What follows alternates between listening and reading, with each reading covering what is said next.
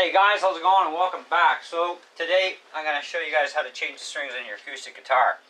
I thought I actually had a video about this, but it turns out I don't. And seeing as I've got some time on my hands to play around and I really want to get these strings changed, I figured I'd do this today and cut a video. Now generally when you change the strings on any guitar, you should only do them one at a time to keep the tension on the neck. Alright, because what happens is if you do what we're about to do all the time, it flexes the neck back and forth in the truss rod, and eventually it can actually banana your neck. I've seen of it happening, so I know it's a real deal. But because I need the neck to relax in this case, because I'm switching gauges of strings, we're actually going to change them all in one shot. So I'm just going to loosen them off, and we're going to get to changing these things. Now, I got this with the strings that were on it when I got it from Long McQuaid, and I've had this guitar for a little bit now, and it's time to change them. But they're a 12 gauge string, and I want to go to 11s.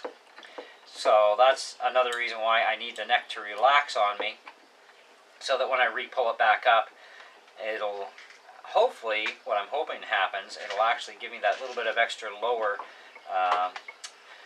string height that I'm looking for with the relief of the neck. So hopefully we accomplish that. I'm pretty sure we will, because there is quite a bit of difference between 11 and 12 gauge strings.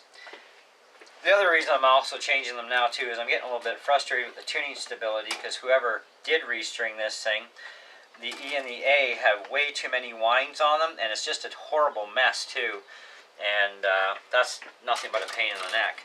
So you're going to need a few tools, one of which is some clippers, a tuner, a string winder of some sort, be it powered or manual, or just use your fingers. And so we're just going to clip these. Always loosen the tension off on your strings when you're going to do this cutting routine with the strings. Really good idea, avoids problems.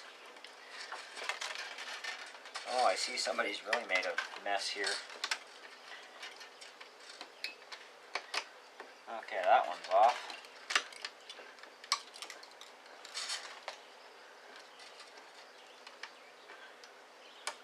Oh, that's broke out, so we're going to have to monkey with that one too.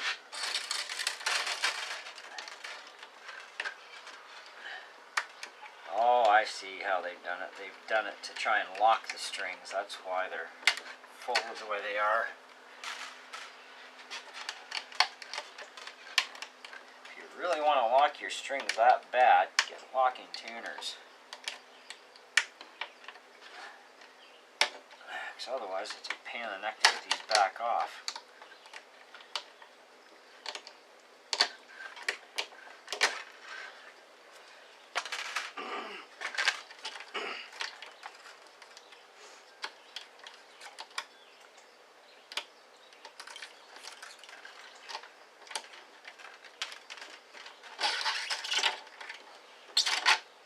Go, it's off.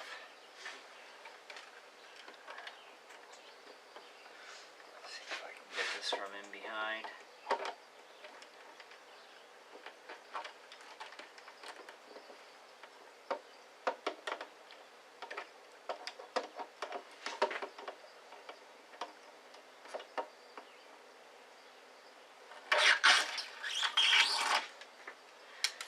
Now we've got this one that decided to stay in here.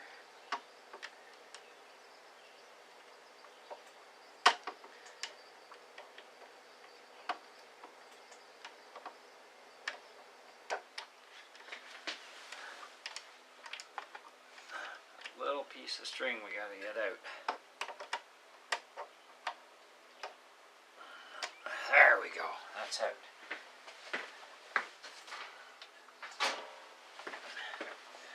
Now, if you have a puller for your pegs, usually helps a lot, but if we're going to do it this way, usually go underneath and wiggle them up. Just pop them right up.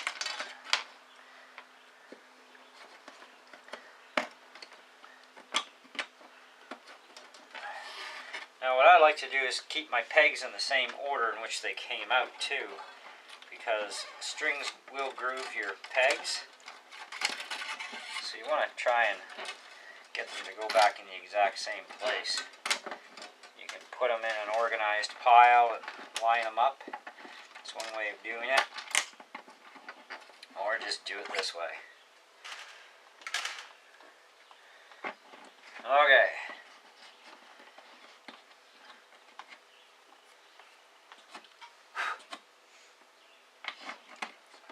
Oh, that's back in. So let's get started here. Now, another thing you're going to want too is a 10mm wrench to tighten these up. So I'll be right back with that. Okay, so if you have tuners that have these nuts, and not all tuners do, but majority of them do, you're going to need a 10mm wrench. And all you want to do is snug these up a little bit, because with usage they will loosen, and sometimes you'll get a buzz going on and you won't be sure where it's coming from, and the likelihood is it's actually coming from the washer that's underneath, because these things will vibrate loose over time, and you just want to snug them up. You don't want to reef on them, you know, really hard, but you want to make sure they're snug, because they also help hold your tuners in place, other than the screws that are on the back of your tuners. And not all tuners have screws on the back, so you will want to check that. And tuners that don't have the screws, they usually have one or two little pins that countersink into the back of the headstock. So you want to make sure those are snugged up so they hold everything in place, which keeps things in tune as well. So the strings we're going to be switching over to are 1152s, D'Addarios EJ26 strings. These are not coated strings, but you can use coated strings or uncoated. It's up to you. So put your string in. Actually, I'm going to repeat this for you. Okay, so drop the string down the hole quite a piece. Line the slot up with the string, keeping it as parallel this way as you can. Push down. Give a good little tug like that.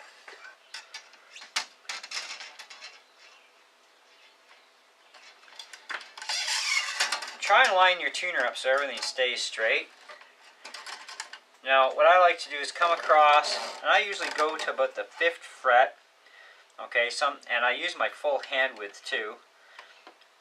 And then I'm going to just go a little bit extra, and then I'm going to bend the end of the string over.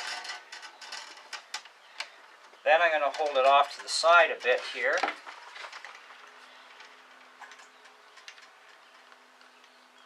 Now, I'm not doing this in a way where it's going to lock the string like the last person did.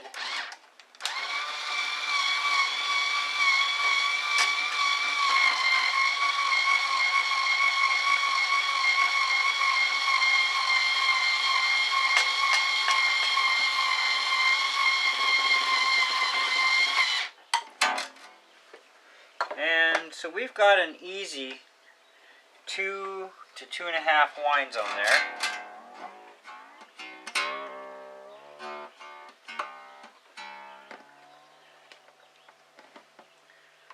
Yeah, there's about 2.5 on there. Okay, so I always like to leave my strings a little bit long for a couple days, so I'm going to leave roughly about 1.5 inches. So our next string is the 5th. Same process. Push it down, snap it up, get your tuner lined up.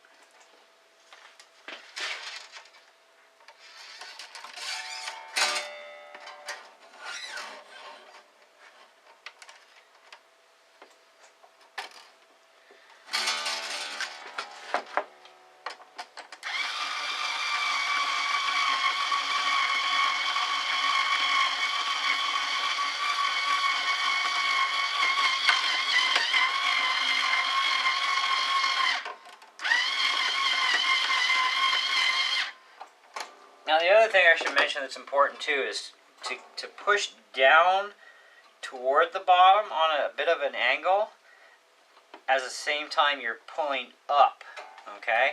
So that you make sure that you get under the string hole and you get it up and underneath.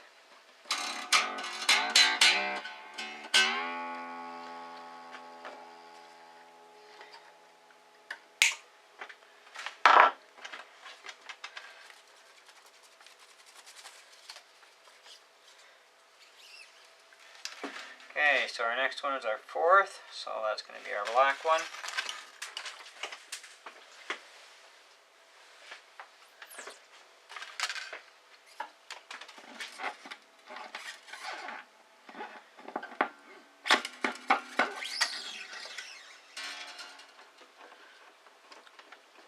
And once you get up to this part of the headstock, you want to put a bit of a slight angle on the hole when you line it up.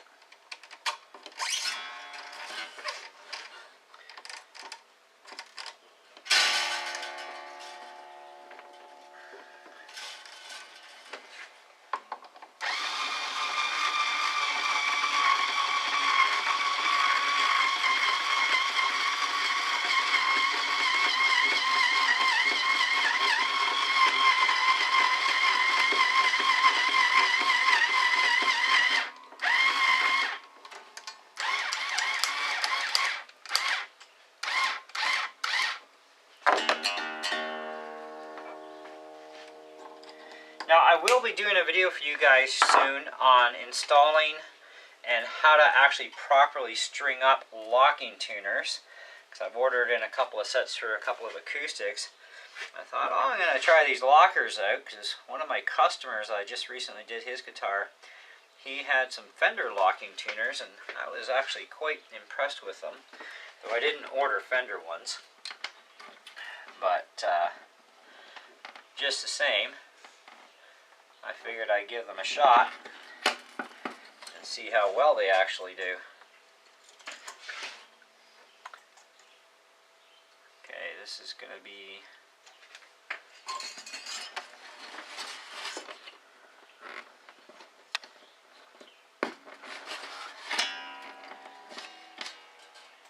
purple string.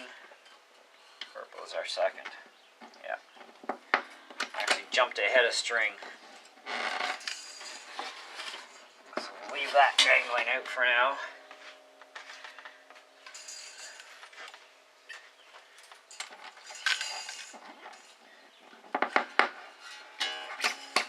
We got our fourth string going.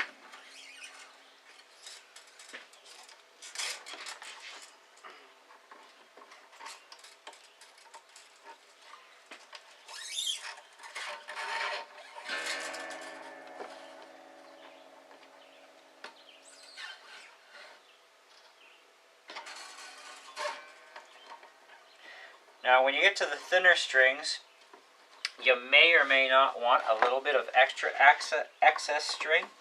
I like to go with a little bit of extra.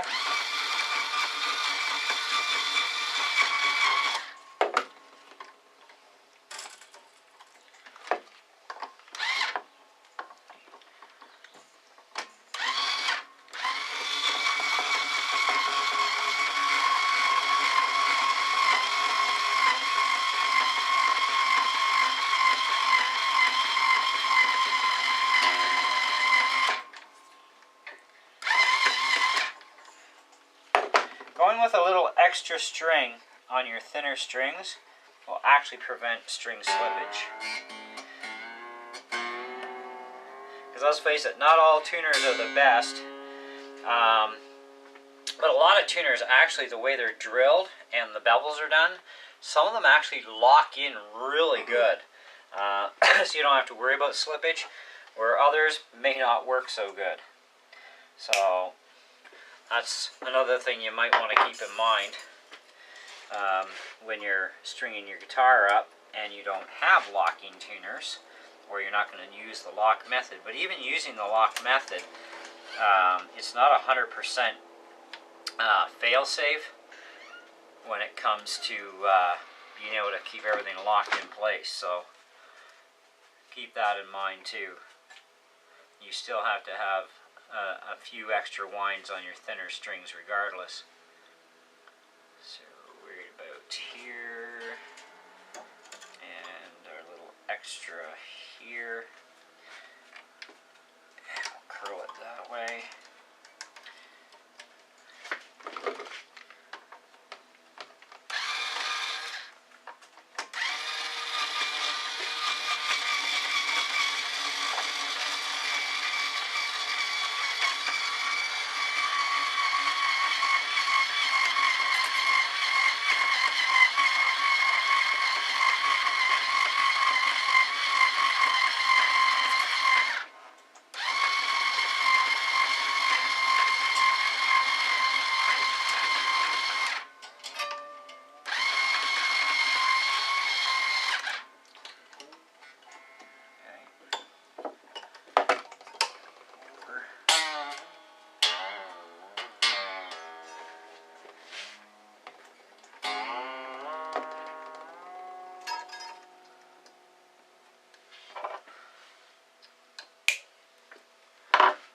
Done.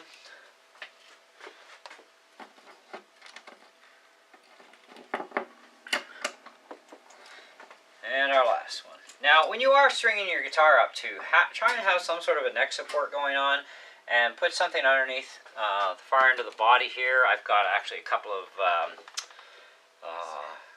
placemats that are folded up so that I can get a little bit of padding there for the guitar. Or if you have a rubber mat or whatever, you know.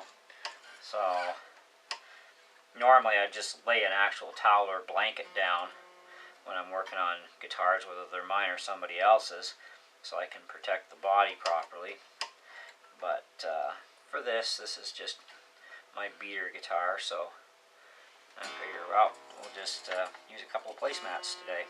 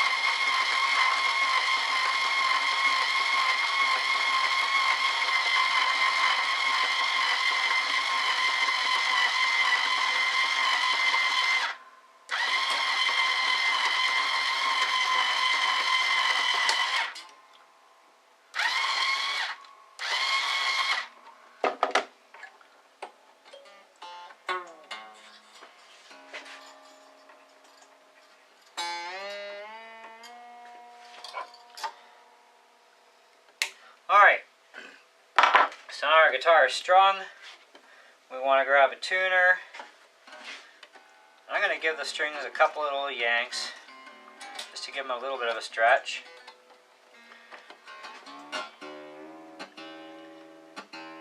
And it will take a few tunings, even with stretching your strings.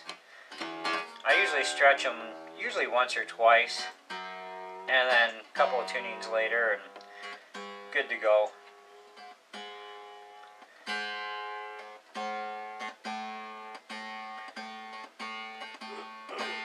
Tune each string right up to pitch.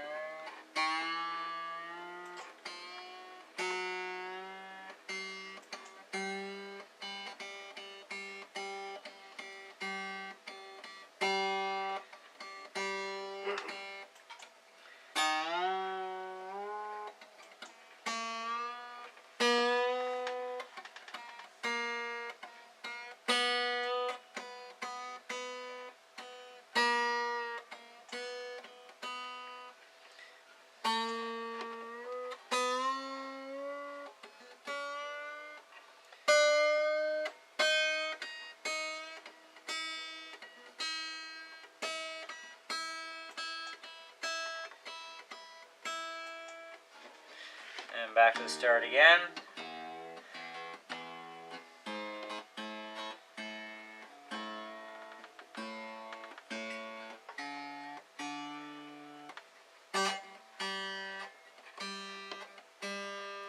You'll know when it's tuned well because you're going to go over this a few times.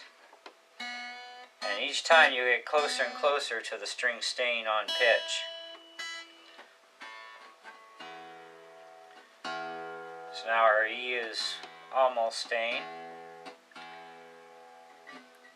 Our A is a little sharp.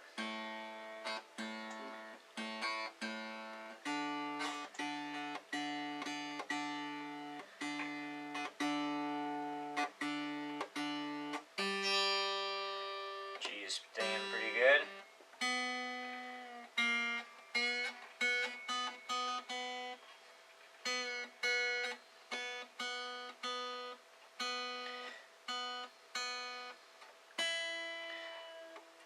So I'm sure someone's going to ask this, what if I just tune all my strings, you know, sharp, and then go back over them, because they're going to stretch. I would not suggest doing that, to be honest. Not that it's going to hurt anything, but depending on the gauge of your strings, you could actually snap a string doing that, because some strings will not tolerate going up to the higher pitches very well. So tune it to pitch as best as possible. Just keep going until it stays in. Voila. Well, one more. There we go. So it only took a couple little tunes here. D is out just a hair. There we go. All done.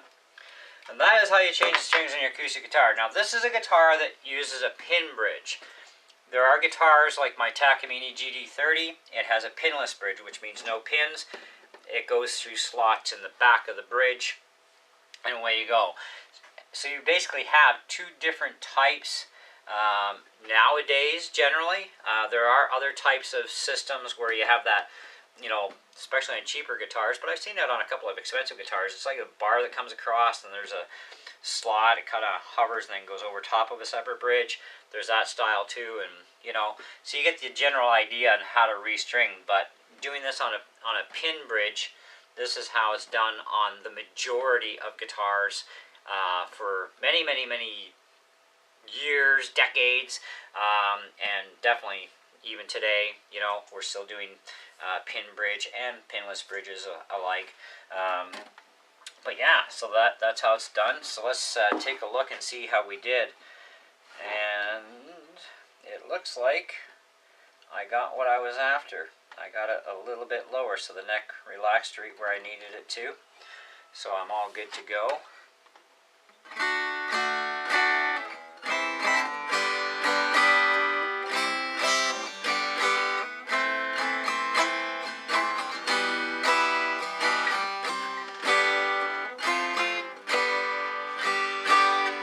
That's a lot nicer. I like this. I think we're going to stay with 11 gauge with this guitar. Now the other thing important too with tuning stability and everything else is at your nut end, to see how your strings actually sit into the nut. They should actually sit with either a very bare minimal of feeling that you can actually feel the string, or flush. Flush is actually best. Okay, now even with an 11 gauge string, my nut here has got a little bit up in there, but that string is about 3/4 of the way seated. So I'm not going to bother messing around with that right now. I'm going to see how well the stability stays. And if it stays, then I leave it alone. If it doesn't stay on the E string, then I'm going to have to actually file the slot a little bit to get that to sit down a little bit lower. And I do have more than enough room in this area to actually get away with that. Because even looking at my heights going across, that E could actually come down a little bit. So I might actually tweak that slot. So that's just something that you know, the way Cort cut it. Gibson's been cutting the strings actually higher in the slots lately too. At least what I've noticed. So, but anyways, that's it. That's all. If you have any questions, feel free to ask. I'll do the best I can to answer them, and do stay tuned for the videos upcoming on the locking acoustic tuners, because they are for acoustic guitars that I ordered for. And when I can, I'm going to get a left-handed set of locking tuners actually for my Fender Telecaster, because that's another upgrade I'm going to be doing to it, because I want to change them from silver to gold, but I figure I'll probably go with lockers. We'll see. But anyways, until next time, catch you later.